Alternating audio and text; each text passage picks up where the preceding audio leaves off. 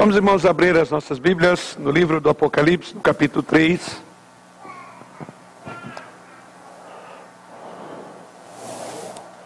Livro do Apocalipse de João, capítulo 3. Vamos ler os versos 14 até o final deste capítulo.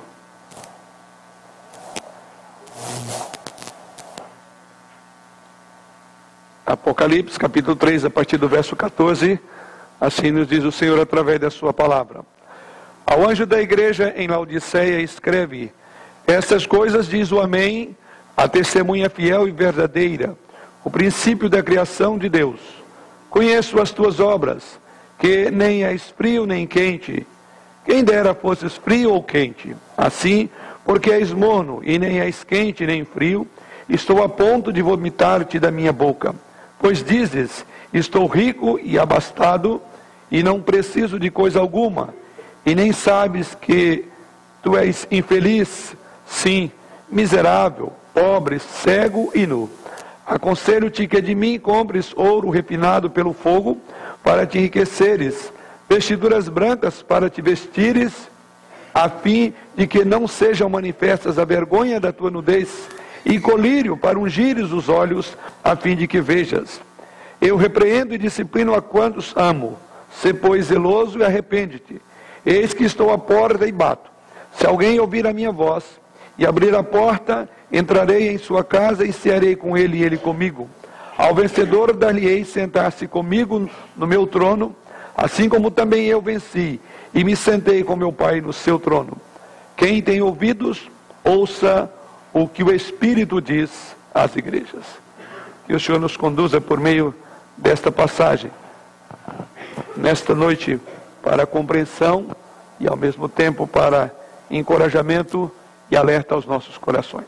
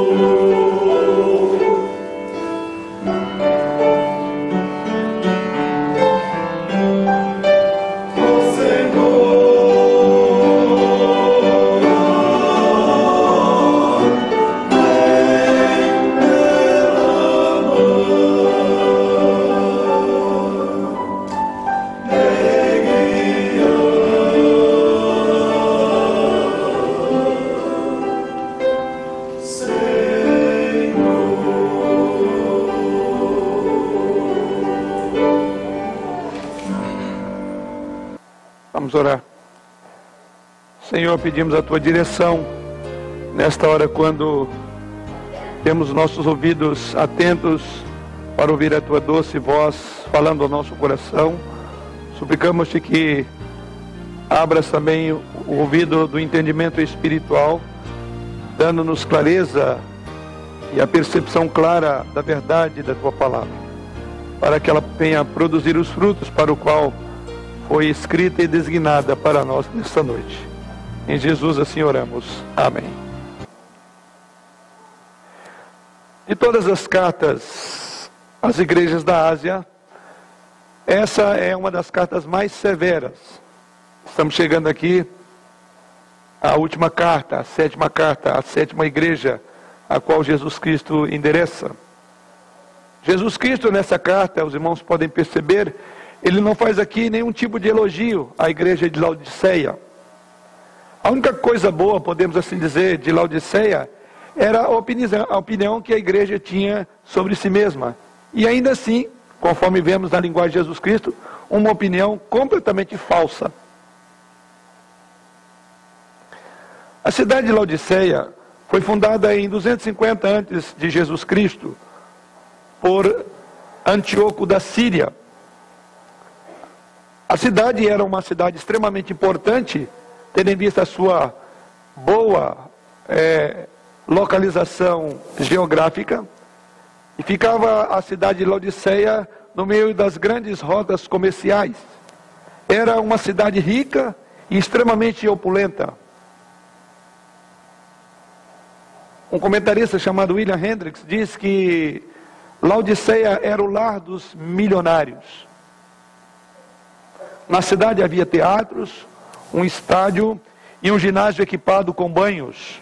Era a cidade de banqueiros e de muitas transações comerciais. E quando olhamos Jesus Cristo falando à igreja, podemos perceber claramente que a igreja tinha exatamente a cara da cidade. Como não foi diferente com outras igrejas que aprendemos até aqui, através das cartas de Jesus endereçadas a essas igrejas. Na verdade, a igreja, em vez de transformar a cidade, ela tinha se conformado com o status quo da própria cidade. Laodiceia era a cidade da transigência, e a igreja tornou-se também uma igreja extremamente intransigente. Os crentes eram caracterizados como sendo crentes frouxos, sem entusiasmos, crentes débeis de caráter, crentes que estavam sempre prontos a se comprometerem com o mundo, crentes extremamente descuidados. Eles pensavam que todos eles eram pessoas boas. Apesar de tudo isso, julgavam-se pessoas muito boas, muito fiéis ao Senhor. Eles estavam satisfeitos, na verdade, com aquele tipo de vida espiritual. Isso vemos na própria carta que Jesus fala à igreja, como eles se viam acima de todas as coisas. Na verdade, a igreja de Laodiceia era uma igreja extremamente popular, uma igreja satisfeita com a sua prosperidade, uma igreja extremamente orgulhosa em função dos membros ricos que tinham. Na verdade, a religião deles era apenas uma simulação. Um outro comentarista chamado George Led afirma o seguinte, referindo-se a esta carta, a esta igreja. Ele diz que esta carta não menciona perseguições por funcionários romanos, não menciona dificuldade com os judeus, ou qualquer outro tipo de falso mestre adentrando os arraiais da igreja. Laodiceia era muito parecida com Sardes, um exemplo de cristianismo nominal e um cristianismo extremamente acomodado. A maior diferença é que lá, conforme vimos em Sardes, no capítulo 3, no versículo 4, ainda havia ali um núcleo que preservava a fé viva. Enquanto que aqui, em Laodiceia, toda a igreja estava tomada por indiferença. Não salvava ninguém, diferentemente de outra igreja, a igreja de Sardes. Provavelmente, muitos membros da igreja participavam ativamente da alta sociedade. E esta riqueza econômica exerceu uma profunda influência mortal sobre a vida espiritual da igreja de Laodiceia. Alguns pontos nos chamam a atenção conforme a própria linguagem de Jesus Cristo. E eu destaco aqui, ainda como parte de introdução ao assunto, que a cidade de Laodiceia destacava-se por 4 características apresentadas por Jesus Cristo. Características essas que Jesus Cristo vai usar para ensinar e aplicar advertência à igreja. E a primeira característica da cidade de Laodiceia é que ela era um centro bancário financeiro. Era uma das cidades mais ricas do mundo, lugar de muitos milionários. Registra a história que em 61 depois de Cristo, ela foi devastada por um grande terremoto. e foi reconstruída sem aceitar 1 centavo sequer do imperador romano. Os habitantes eram extremamente jactanciosos em sua riqueza, e a cidade era tão rica que não sentia necessidade de Deus. O dinheiro falava mais alto. Em segundo lugar, a cidade de Laodiceia também era caracterizada por ser um centro de indústria de tecidos. Em Laodiceia produzia-se uma lã especial, famosa em todo o mundo daquela época. A cidade inclusive se orgulhava das roupas que produzia e as roupas que tinham. As ovelhas que pastavam nos arredores de Laodiceia, diz a história, eram famosas no mundo inteiro por uma lã suave de cor violeta escuro. Uma de suas especialidades era uma túnica chamada trimita, pela qual chamavam-na de trimitária ácida, caracterizada também pela indústria têxtil. Uma terceira característica de Laodiceia é que ela era um centro médico de grande importância na época, e veremos isso na linguagem de Jesus Cristo. Ali havia uma escola de medicina famosa, a escola de medicina mais famosa de toda aquela época. E a fama dessa escola dava-se por 2 pontos, ou 2 aspectos, porque ali fabricava-se 2 ungüentos quase que miraculosos, tanto para o ouvido quanto para os olhos. O pó frígio, para fabricar este colírio, era o remédio mais importante produzido na cidade de Laodiceia. Esse colírio era exportado para todos os centros populosos do mundo da época. Seus médicos eram tão famosos que os nomes de alguns deles apareciam cunhado nas moedas da cidade. E a quarta característica de Laodiceia é que era um centro das águas térmicas. A região era formada por 3 cidades: Colossos, Hierápolis e a própria Laodiceia. Em Colossos ficavam as fontes de águas frias, e em Hierápolis havia uma fonte de água muito quente. E nesse curso sobre o planalto, tornava essa água extremamente morna.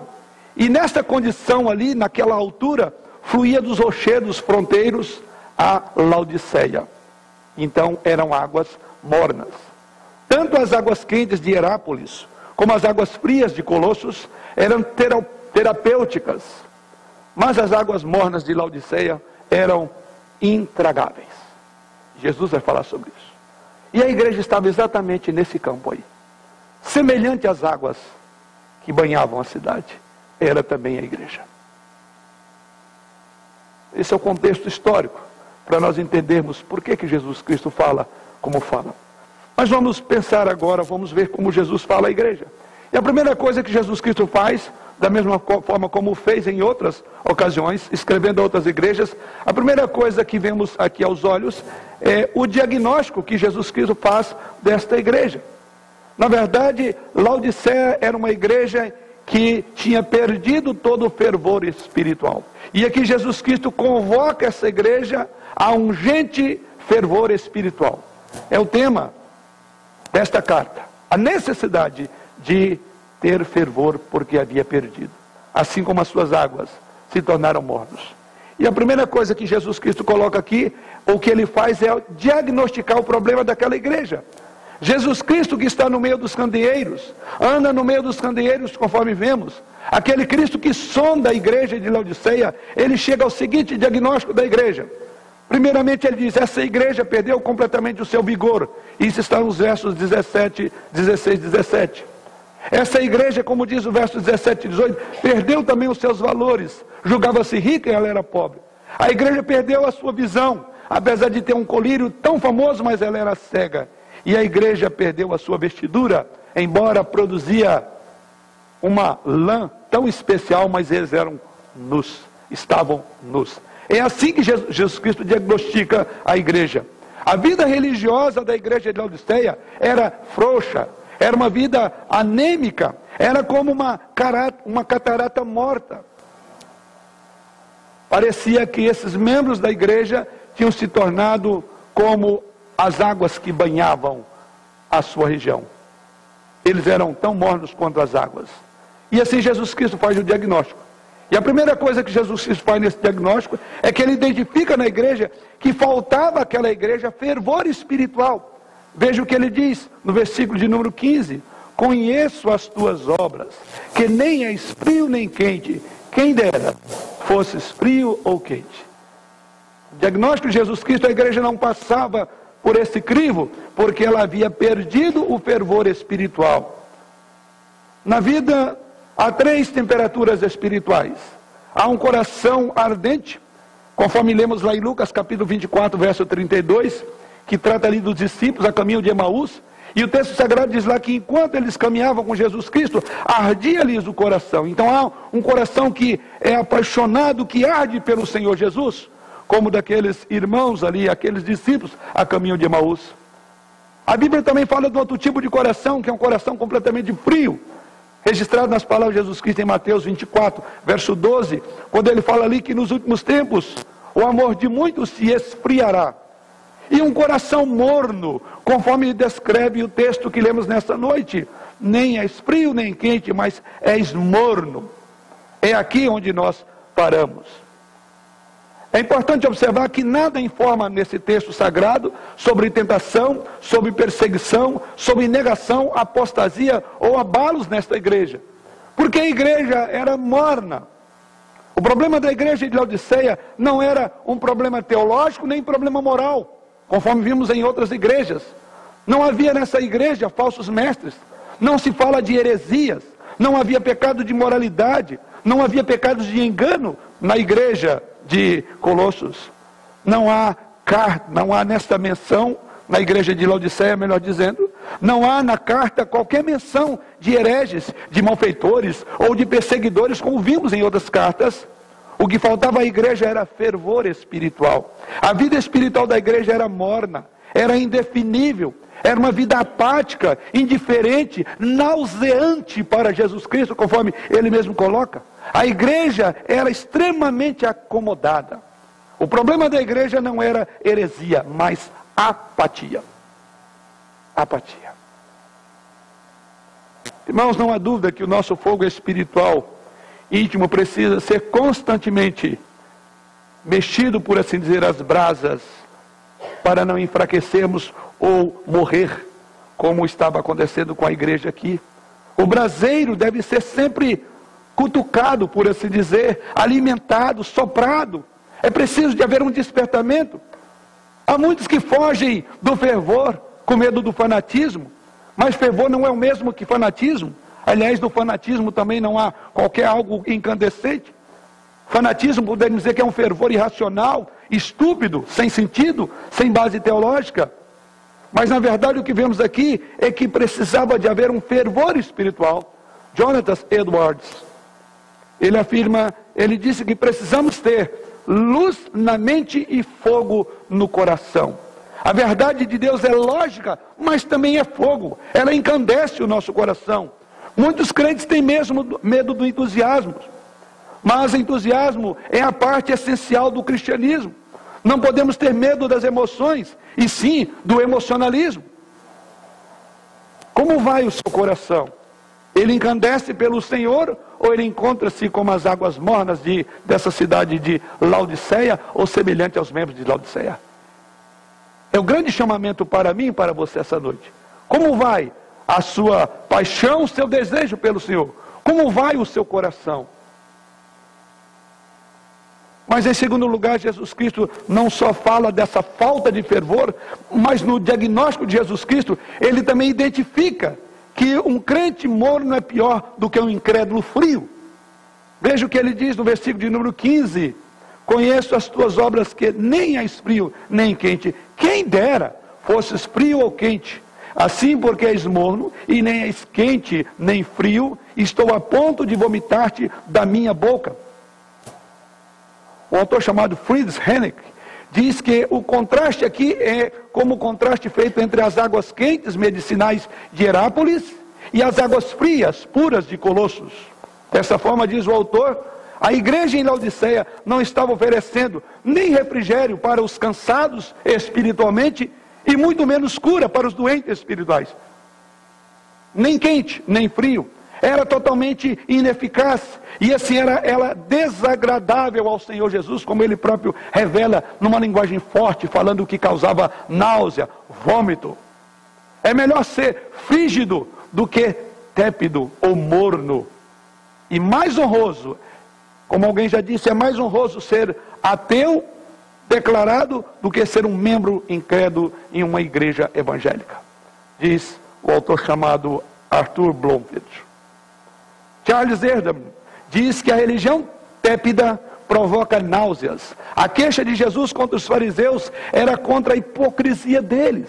Alguns que nunca fizeram profissão de fé e tinham consciência de sua completa falta de vida moral, a esses, diz o autor, é mais fácil ele ser ajudado do que aquele que se julga cristão, mas na verdade a vida espiritual dele é como águas mornas.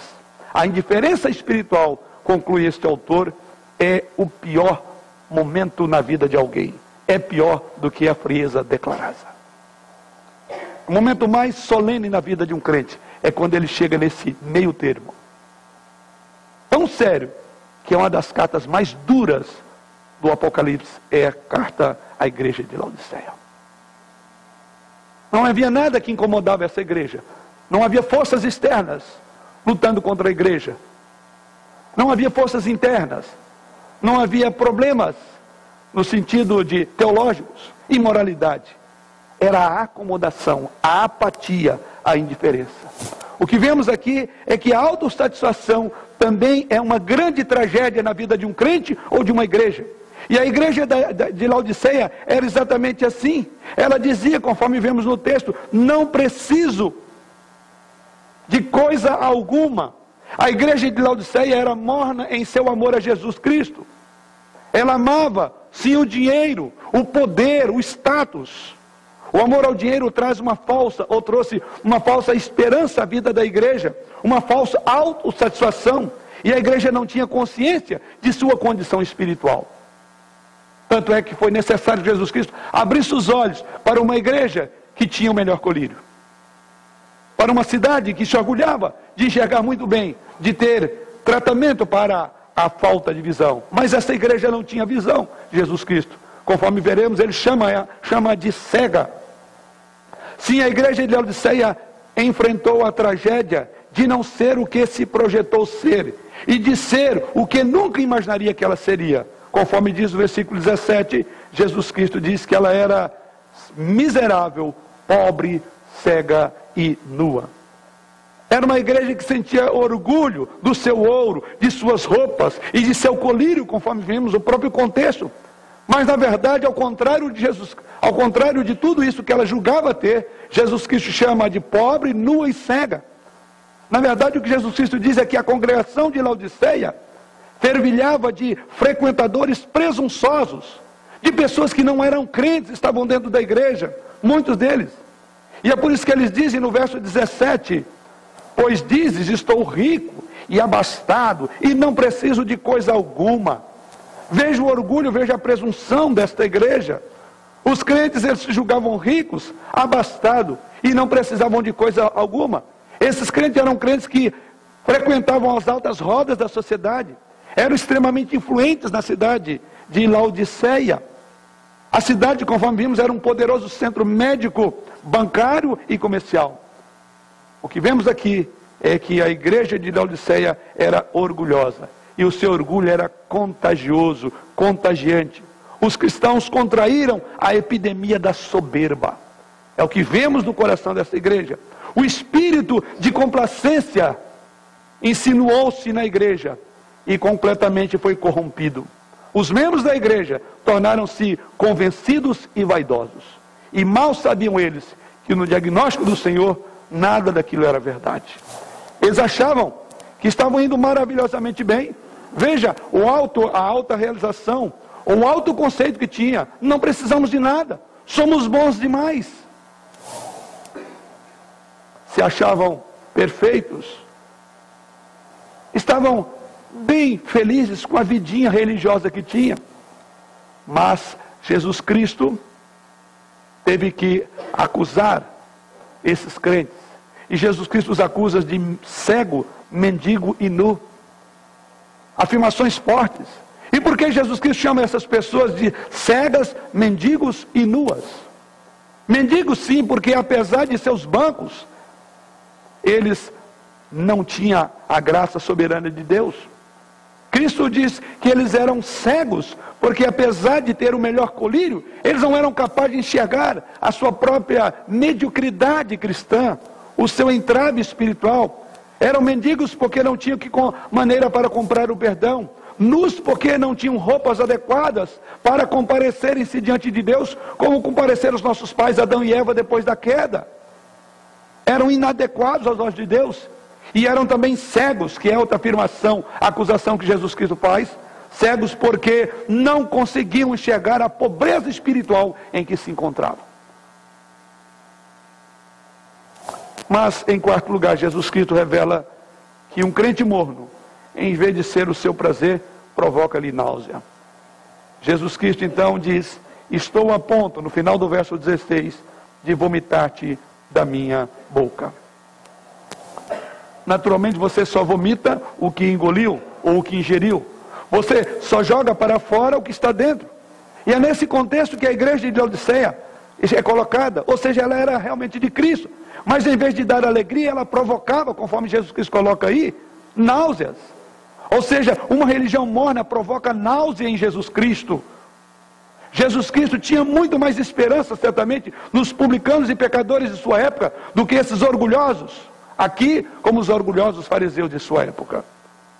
Irmãos, sabemos que nós somos salvos para nos deleitarmos em Deus, para sermos a delícia de Deus. Somos filhos de Deus, herdeiros de uma grande promessa, herança do Senhor. Somos a menina dos olhos de Deus, são linguagens bíblicas. Somos as delícias de Deus. Mas quando nós perdemos a paixão, quando perdemos o nosso fervor, quando perdemos o nosso entusiasmo, nós provocamos dor no Senhor, provocamos náusea em nosso Salvador. E é exatamente isso que a igreja de Laodiceia provocara no Senhor. Não há dúvida que, como o Senhor Jesus Cristo fez a igreja de Laodiceia, Ele repudiará totalmente todo aquele que tem uma ligação puramente nominal, superficial na igreja. Para mim e para você, é uma alerta do Senhor. Isto é uma evidência clara de que se você não tomou uma posição diante do Senhor, se você é um morno espiritualmente, Deus já tem uma posição contra você. É de reprová-lo, de rejeitá-lo. E a igreja de Laodiceia desapareceu. Da cidade só restaram ruínas. A igreja perdeu o tempo da oportunidade dela. Mas isso foi escrito para que você não perca o tempo da tua oportunidade. Como vai a tua vida? Como vai o seu entusiasmo espiritual pela vida com o Senhor Jesus? Mas há um outro ponto que podemos observar. Jesus Cristo não só faz o diagnóstico, mas Ele também apela à igreja para voltar. E é o que podemos observar. Ele não só apresenta e mostra os erros da igreja, mas Ele apela à igreja a sair daquele estado de mornidão espiritual.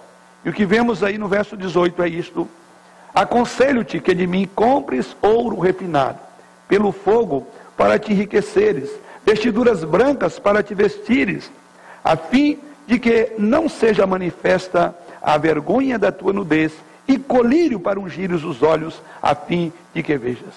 Há aqui o apelo de Jesus Cristo. E em primeiro lugar, Jesus Cristo se apresenta à igreja como chamar um mercador espiritual. Cristo prefere dar conselhos em vez de dar ordens. Sendo Ele, como é soberano do céu e da terra, Criador do universo, o Senhor de todas as incontáveis galáxias, Ele agora faz à igreja um apelo. Ele não ordena, Ele dá um conselho: aconselho-te. Veja que linguagem pastoral, que linguagem de misericórdia para com uma igreja como esta. Ele convida a igreja a que ele obedeça. Ele prefere então dar conselhos. Poderia muito bem ordenar, mas prefere aconselhar. A suficiência está em Cristo. A igreja julgava-se completamente autossuficiente, mas os crentes deveriam encontrar a sua suficiência naquele que diz: aconselho-te que compres de mim. É um chamado para olhar para Ele. Cristo então se apresenta aqui para a igreja de Laodiceia como aquele que tem algo de extraordinário a oferecer. Há uma notícia gloriosa para os irmãos de Laodiceia. E a notícia é que ele poderia cuidar dos mendigos, cegos e nus dentro da igreja. Eles são pobres, mas Cristo tem ouro. Eles estão nus, mas Cristo tem roupa para vesti-los. Eles são vistos como cegos, mas Cristo tem colírio para abrir os olhos da igreja. E é assim que ele se apresenta, é assim que ele convida a sua igreja a ter nele tudo aquilo que a igreja não tinha. Cristo exorta então a igreja aqui a adquirir para ela ouro para a sua pobreza, vestimentas brancas para a sua nudez e colírio para a cegueira daquela igreja.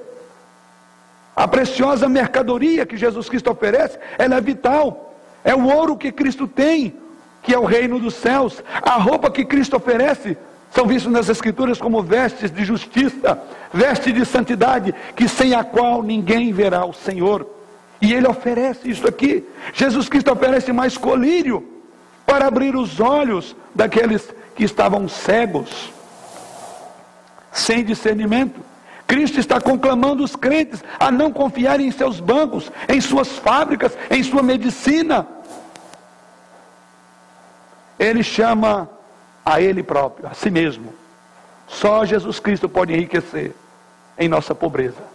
Só Jesus Cristo pode vestir a nossa nudez. E só Jesus Cristo pode curar a nossa cegueira espiritual. Tente viver sem Ele. Ele mesmo disse: sem mim nada podeis fazer. Lembra que essa igreja disse: não precisamos de Deus.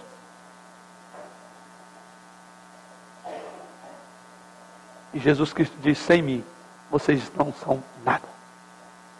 Enquanto a igreja não enxergasse isso, ela continuaria sendo vomitada pelo Senhor.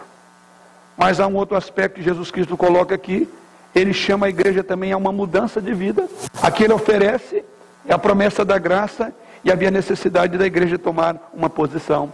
No versículo 19 ele diz: eu repreendo e disciplino a quantos amo. Sê, pois, zeloso e arrepende-te. Há aqui agora uma palavra, um convite a uma profunda mudança de vida. Era necessário a igreja tomar uma posição. O problema da igreja era exatamente essa falta de posicionamento. E ele agora chama a igreja ao arrependimento e diz: eu estou disciplinando, ou eu disciplino e repreendo. É uma palavra, mais uma vez, pastoral. Aqui é uma explanação e uma exortação. Ele diz: eu disciplino e eu repreendo. Naturalmente o desgosto e o amor andam juntos. Cristo não desiste da igreja de Laodiceia. Apesar da sua condição, conforme vemos, ele mantém o amor por ela. Ele fala de um amor que repreende, que disciplina. Antes mesmo de revelar o seu juízo, que veremos logo em seguida, que ele diz: estou a ponto de vomitar-te da minha boca, ele demonstra misericórdia. E a misericórdia dele é mostrada e demonstrada aqui como um ato de repreensão e de disciplina. Ele diz: eu disciplino, eu repreendo todo aquele que ama. Isso deve nos ensinar que disciplina é um ato de amor, que via de regra não pensamos assim. Discutimos muito quando fala assim em disciplina, estando no contexto das famílias. Está aí a sociedade lutando e brigando contra disciplinas do lar. Pais podem ser até processados porque disciplinam os filhos. Não estou me referindo aqui àqueles que exageram e que cometem crimes, que na verdade não disciplinam, mas espancam. Mas a disciplina é um ato de amor. Mas querem nos fazer ver algo contrário. Quando se fala em disciplina na igreja é a mesma coisa. Há todo um movimento. Por que isto? Isso é um ato de amor. Porque é assim que Deus faz conosco. E aqui Jesus Cristo diz exatamente isso. Como um ato de amor, Ele disciplina a igreja. A pedra precisa ser lapidada para brilhar. A uva precisa ser prensada para produzir vinho. E inegavelmente é porque Jesus Cristo anseia salvar a igreja do juízo final, é que Ele agora os disciplina como um ato de amor. A base da disciplina é o amor paternal. É o amor do Senhor pela igreja. Porque Ele ama, Ele disciplina. Porque Ele chama ao arrependimento, é prova da disciplina ou da sua graça. Porque Ele ama, Ele então nos dá a oportunidade, como deu àquela igreja, de recomeçar. Faça tudo de novo. Da mesma forma como o Senhor Deus fez com Caim, deu uma oportunidade. Caim inflamou o coração contra Deus, mas não podia revidar contra Deus, então foi matar o irmão dele. Deus leu o coração dele e diz: está errado, eu vou te dar uma oportunidade, vai e faça de novo. Se procederes bem, não é certo, serás aceito, diz o Senhor Deus. Mas ele desprezou a orientação de Deus. E assim, tantos quanto desprezam a orientação de Deus, serão por ele regurgitados. Ele vai vomitar. Então aqui há uma esperança. Ele chama a igreja à mudança. Mas em último lugar, Jesus Cristo convida a igreja para a ceia, numa profunda comunhão com ele. E assim ele diz: eis que estou à porta e bato. Se alguém ouvir a minha voz e abrir a porta, entrarei em sua casa e cearei com ele e ele comigo. Cristo agora convida a igreja nesse sentido. Há aqui uma triste situação. Cristo, o Senhor da igreja, está ao lado de fora. Ele que é o dono da festa, ele tem que bater na porta. A igreja não tem comunhão com ele. Ele estava fora dos planos da igreja, como se isso fosse possível. A igreja se julgava tão autossuficiente que ele ficou de fora. E ele diz: eu estou à porta e bato. Cristo faz aqui um apelo pessoal, porque a salvação é algo totalmente pessoal. Enquanto muitos batem a porta no rosto de Jesus Cristo na igreja, outros são convidados por ele para que abram a porta. Cristo, na verdade, vem visitar-nos. Ele coloca-se diante de nós, na frente, ou por assim dizer, na porta do nosso coração. Ele bate, ele deseja entrar. É uma visita do amado da nossa alma. Aqui não trata de chamamento à conversão, aqui é uma igreja. Aqui é um povo que colocou o seu Senhor para fora. Cristo mostra então a necessidade de uma decisão pessoal. E então no verso 20 ele diz: estou à porta e bato. Se alguém abrir, entrarei. Se alguém abrir a porta, entrarei. Jesus bate. E como Jesus Cristo bate? Jesus Cristo bate através das circunstâncias. Jesus Cristo chama através da sua palavra. Embora Cristo tenha todas as chaves, porque assim que ele é revelado nas Escrituras, ele prefere bater a porta do coração. Cristo revela a sua insistência. Ele diz: estou à porta e bato. De que maneira ele bate? Através das Escrituras. De que maneira Jesus Cristo bate a porta de corações indiferentes, como aqueles membros de Laodiceia? Ele bate através de um sermão. De que maneira Jesus Cristo mexe com aqueles que estão dormindo, empedernidos pela incredulidade e pelo tempo? Através de um hino, de um acidente, de uma doença, ou quem sabe até do chamamento de um ente querido. Você precisa de ouvir a voz de Jesus Cristo, que de alguma forma ele está batendo. As circunstâncias têm sido instrumentos preciosos do Senhor para despertar corações que dormem na igreja. Vem uma tragédia aqui, vem um problema ali, um desconforto, aí o membro se apruma, aí ele vem às quintas-feiras orar, aí ele começa a vir para os cultos à noite, ele vem na escola dominical. Então há um mover de Deus. Por isso que ele diz: quem tem ouvido, ouça. A igreja precisava de ouvir isso.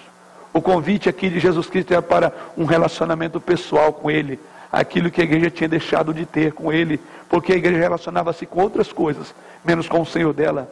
Aqui um convite para cear, que ele nos convide para cear. Não há dúvida que isso é uma honra extraordinária, mas desejar participar da nossa humilde mesa, cear conosco, é algo admirável, é algo que ultrapassa toda e qualquer compreensão de seres finitos como nós, como a cada um de nós.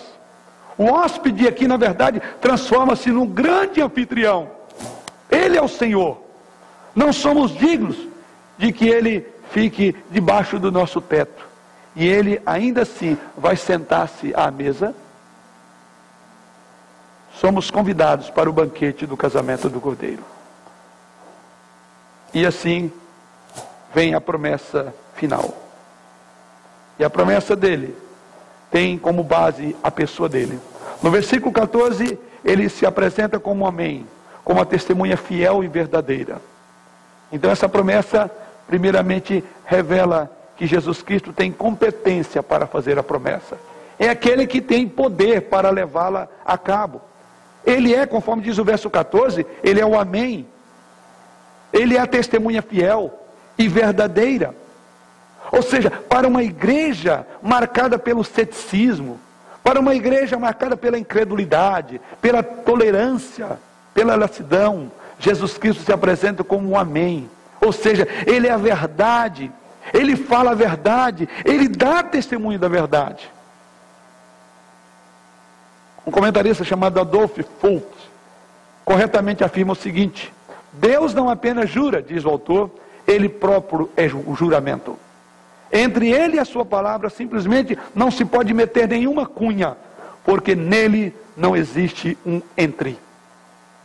É aquele que, ao contrário da igreja que não tem posicionamento, ele cumpre o que diz, ele é a testemunha fiel. E a promessa então, para uma igreja que vive nesse marasmo espiritual, nessa letargia, ele diz, ele que promete o amém, a testemunha fiel e verdadeira. Seu diagnóstico da igreja então é verdadeiro. A igreja estava errada em diagnosticar-se como perfeita. Estou rico e abastado. Mas o verdadeiro, o amém, a testemunha fiel diz, é mentira, porque na verdade você é pobre, cega e nua. Então tem autoridade para fazer essa afirmação. E o seu apelo à igreja então deve ser consequentemente levado a sério. Assim bem como as promessas devem ser levadas a sério. Em face de uma vida morna, em face de uma vida indiferente como aqueles irmãos viviam, Jesus Cristo é a verdade absoluta de tudo. Ele vê, ele sonda e ele conhece o coração daqueles crentes de Laodiceia. É ele que está falando. E consequentemente, ele cumpre. Ele cumpre o que promete no final dessa passagem. Ele cumpre o que diz. Ele não é inconstante como era a igreja. Ele é consistente no que diz. Ele é testemunha fiel para a igreja morna. Para a igreja inconstante, Cristo se apresenta como aquele que precisa ser confiado, em quem precisam de confiar. E seguido disso, então, ele diz que esta igreja precisa, então, crer na promessa. E a promessa dele encontra no verso 21 e 22. Ao vencedor, dar-lhe-ei sentar-se comigo no meu trono, assim como também eu venci, e me sentei com meu Pai no seu trono. Quem tem ouvidos, ouça o que o Espírito diz à igreja. Jesus Cristo tem poder para conduzir os vencedores ao seu trono de glória. Se nós lembrarmos bem das últimas cartas que já estudamos até aqui, cada uma dessas cartas, conforme vimos, elas terminam com uma promessa aos vencedores. Esses vencedores não são um grupo de elite dentro das igrejas, conforme vimos até aqui, mas verdadeiros crentes que confiaram em Cristo. É a descrição de todos os crentes fiéis dessas 7 igrejas. Eles são os vencedores. Muitas vezes o número menor, aqueles julgados como mais fracos, são os vencedores. São aqueles que creem na promessa do amém, da testemunha fiel e verdadeira. Quando Cristo entra em nossa casa, recebemos então a riqueza do seu reino. Quando Cristo entra em nossa casa, nós recebemos as vestes brancas de justiça para cobrir a nossa nudez. Os nossos olhos são abertos, não pelo colírio, mas pela graça soberana que nos faz enxergar quão pequenos, quão frágeis, quão pecadores, quão indignos somos. Precisamos desse colírio do Senhor. Temos consequentemente assim a alegria da comunhão com o Filho de Deus, mas temos também a promessa que excede toda a glória e todas as outras promessas, conforme dita ao vencedor. E o texto promete que nós reinaremos com Ele, nos assentaremos no trono com Ele. Um trono aqui é símbolo de conquista e de autoridade. A comunhão da mesa aqui secreta é transformada numa comunhão de um trono público. E ele diz assim, como ele participa do trono do Pai, assim também quando ele entra em nossa vida, quando nos apercebemos de quão necessário somos, quão necessitados somos do Senhor, então nós cearemos com Ele. Quando recebemos a Jesus Cristo, a nossa mesa, recebemos a promessa de sentarmos com Ele em seu trono. Esse é o vencedor, aquele que não vai ver segundo a visão de uma igreja que não tinha os olhos abertos para essa verdade, mas era cega. De uma igreja que se julgava justa com as suas roupas fabricadas naquela região. Ou de uma igreja que se julgava rica e que não precisava do Senhor. E você e eu nos encontramos como aquele vencedor O vencedor é aquele que abre a porta, é aquele que enxerga, é aquele que tem a percepção espiritual de que é pobre, cego e nu, e que precisa do Senhor Jesus. E que assim nos revistamos da roupagem providenciada por Ele, através do seu precioso sangue. Que tenhamos nos nossos olhos a visão dEle, como Ele tem de nós, de que sem Ele nada podemos fazer. E assim haveremos de reinar com Ele, e assim também sentar no trono com o Senhor Deus. Amém.